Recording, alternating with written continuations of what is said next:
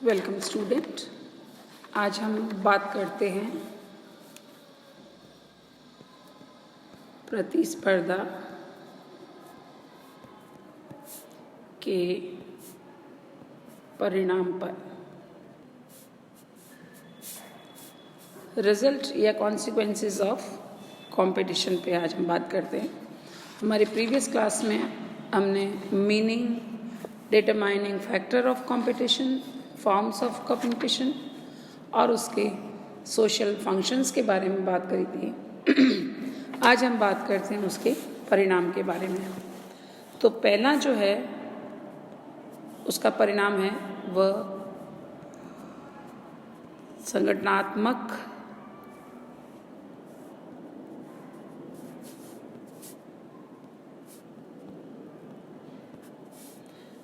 Result. समाज में प्रचलित विविध वर्गों, संघों और संस्थाओं आदि में प्रतिस्पर्धा परिलक्षित होती है, दिखाई देती है हमें।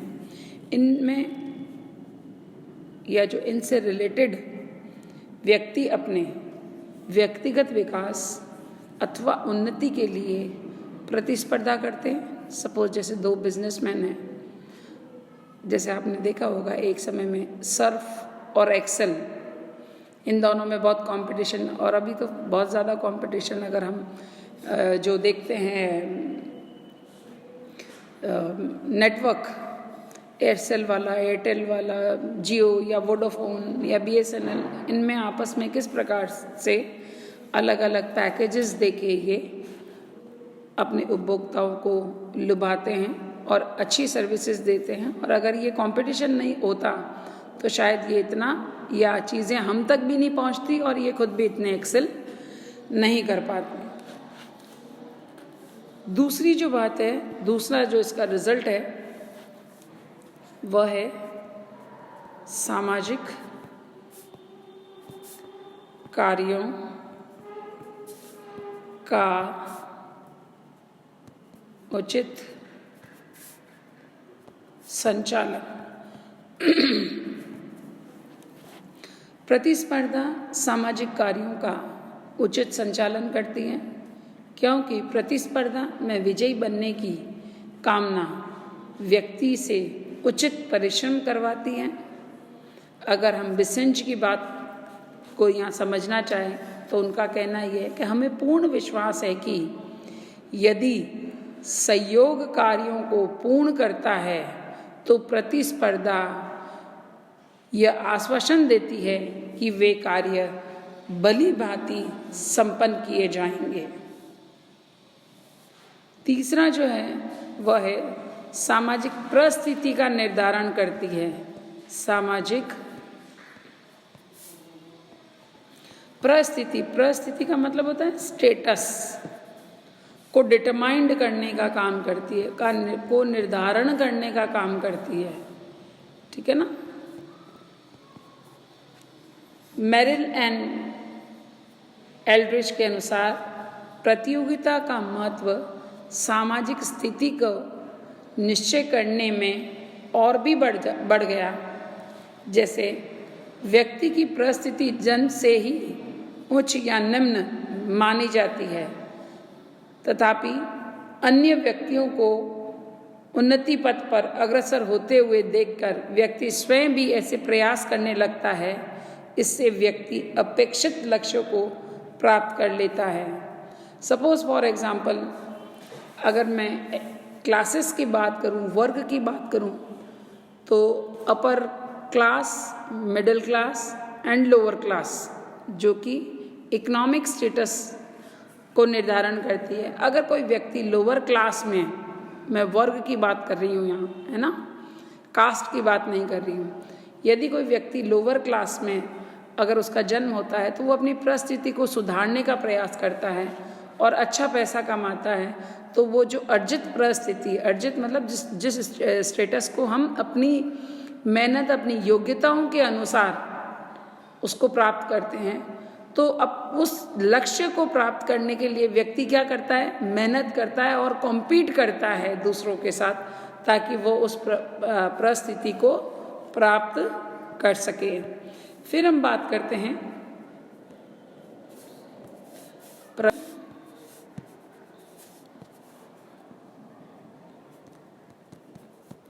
से संबंधित परिणाम।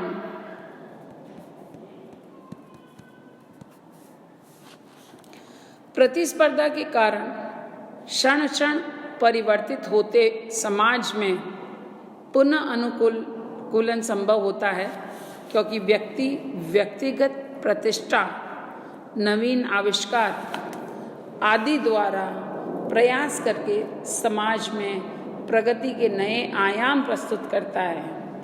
रॉस के अनुसार प्रतिस्पर्धा का कार्य प्रत्येक व्यक्ति के लिए सामाजिक दुनिया में उसका स्थान निश्चित करना होता है।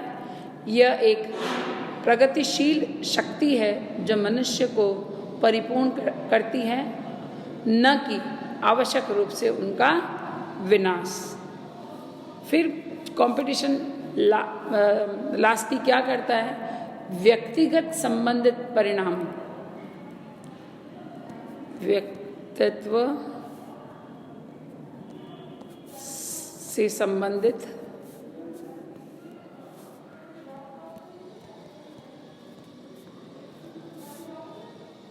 परिणाम। कुले के अनुसार जब प्रतिस्पर्धा उचित ढंग से की जाती है तो उसमें विस्तृत सामाजिक अनुभूति का विकास होता है। प्रतिस्पर्धा करते हुए प्रतियोगिताओं को एक दूसरे की गतिविधि, उद्देश्य, शब्द और व्यवहार को समझना पड़ता है, विश्लेषण करना होता है। इस प्रकार नवीन अनुभव व्यक्तित्व के विकास में सहायक होते हैं। प्रतिस्पर्धा उन्नति के प्रयास के साथ ही व्यक्ति में अनुसंधान की प्रवृत्ति भी जागृत करती है और बोध चेतना का भी विकास होता है। फिर विघटनात्मक परिणाम, इसके कुछ डिसफंक्शनल, जिसको हम कहते हैं, जो कि विघटन लाता है, वो भी इसके रिजल्ट है। तो जैसे जब प्रतिस्पर्धा प्रतियोगिता न रहकर प्रतिद्वंदिता या संघर्ष का रूप धारण कर लेती है, तो ऐसी स्थिति डेफिनेटली जो है समाज का विघटन करती है। इवन कई बार व्यक्ति अनुचित मार्ग या हम ये कहें विवेक को त्याग देता है और निम्न स्तर पर उतरकर हिंसात्मक कार्यों में भी संलग्न हो जाता है, जैसे सांप्रदायिक झगड़े, युद्ध वगैरह। ये विघटनात्मक जो है इसके रिजल्ट होते हैं कंपटीशन के। फिर बात करते हैं हम लास्टली राजनीतिक चेतना का उदय। राजनीतिक चेतना का उदय। राजनीतिक चेतना में निर्वाचन के समय विभिन्न राजनीतिक दल अपनी अच्छाइयाँ व अन्य दलों की बुराइयाँ जनता के समक्ष प्रस्तुत करते हैं, जिसके कारण जनता में राजनीतिक चेतना का उदय होता है और वह उनमें उचित अनुचित का निर्णय की क्षमता उत्पन्न हो जाती है।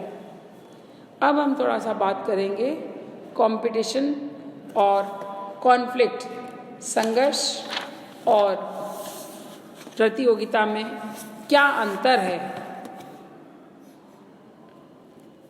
डिफरेंस या distinction between competition and conflict. संघर्ष और प्रतिस्पर्धा में क्या अंतर होता है? प्रतिस्पर्धा अधिकांश चेतन प्रक्रिया है और अचेतन प्रक्रिया है, जबकि संघर्ष पूर्णतः चेतन है।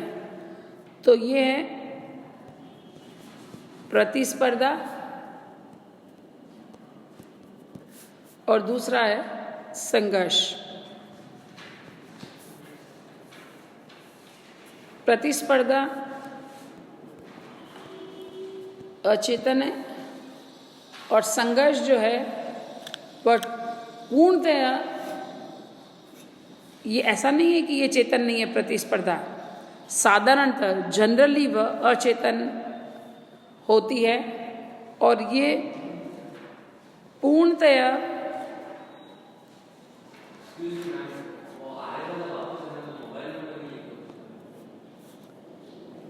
चेतन प्रक्रिया होती है। ठीक है।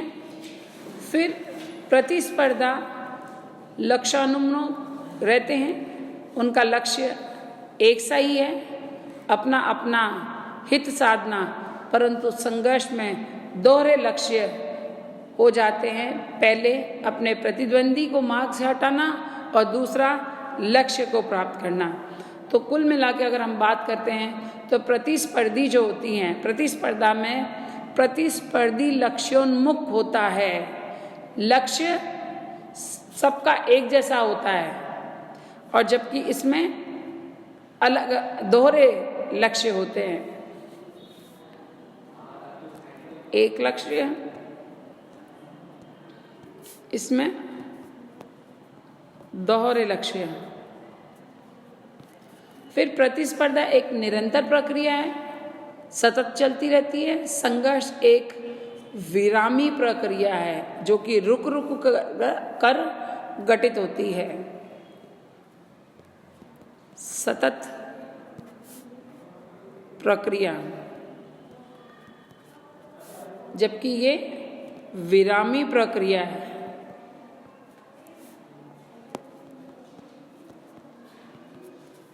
फिर प्रतिस्पर्धा सदैव नियमों के अंतर्गत गठित होती है।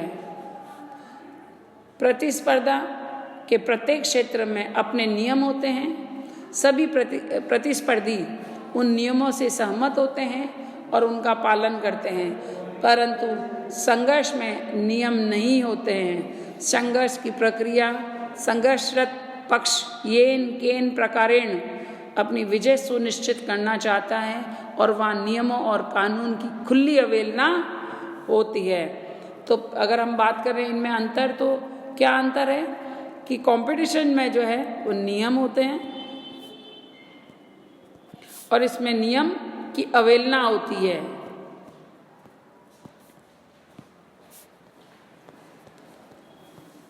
नियम की अवहेलना होती है। नेक्स्ट, इन दोनों में अंतर है कि प्रतिस्पर्धा में हिंसा का कोई स्थान नहीं होता है। प्रतिस्पर्धा में हिंसा का तत्व सम्मिलित होते ही वह संघर्ष में बदल जाती है। तो इसमें हिंसा नहीं होती है और इसमें हिंसा होती है। ठीक है। फिर हम बात करते हैं प्रतिस्पर्धा इम्पर्सनल होती है। प्रतिस्पर्धी का ध्यान जो है अपने लक्ष्य की ओर लगा रहता है, न कि प्रतिस्पर्धी की ओर। और जबकि अगर हम संघर्ष की बात करते हैं तो संघर्ष में प्रतिद्वंदी को मार्ग से हटाना तात्कालिक लक्ष्य बन जाता है। तो कंपटीशन क्या होता है? इम्पर्सनल होता है। इम्पर्सनल का मतलब अवैयक्तिक।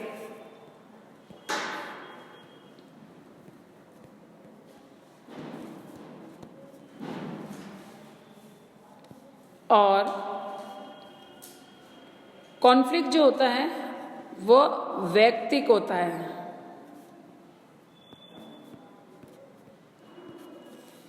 फिर प्रतिस्पर्धा एक नियंत्रित प्रक्रिया है।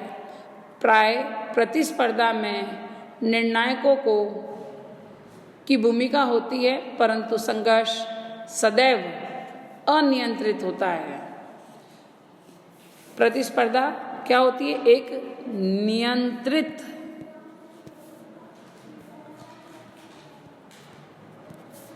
प्रक्रिया है, जबकि प्रतिस्पर्धा क्या होती है? सदैव अनियंत्रित होती है।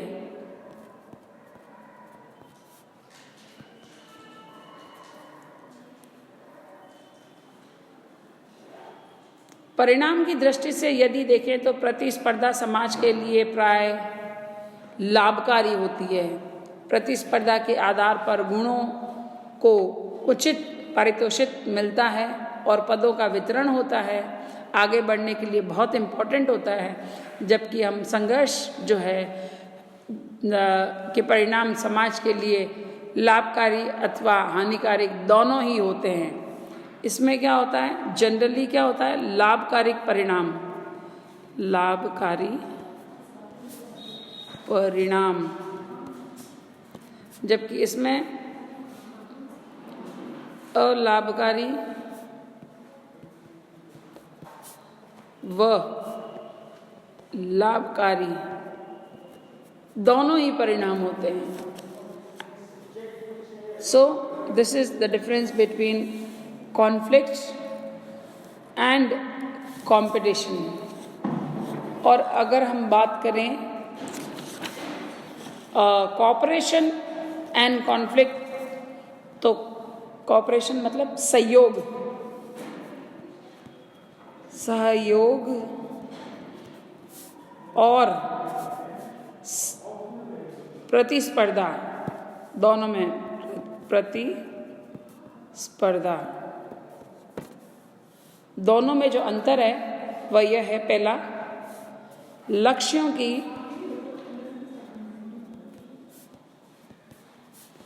प्रकृति। सहयोग की प्रक्रिया लक्ष्य इस प्रकार का होता है कि जिससे इस प्रक्रिया को में संलग्न व्यक्ति के बीच अलग अलग विभाजित नहीं किया जा सकता। यही कारण है कि लक्ष्य की प्राप्ति या तो सभी को होती है या सभी को उससे वंचित होना होता है।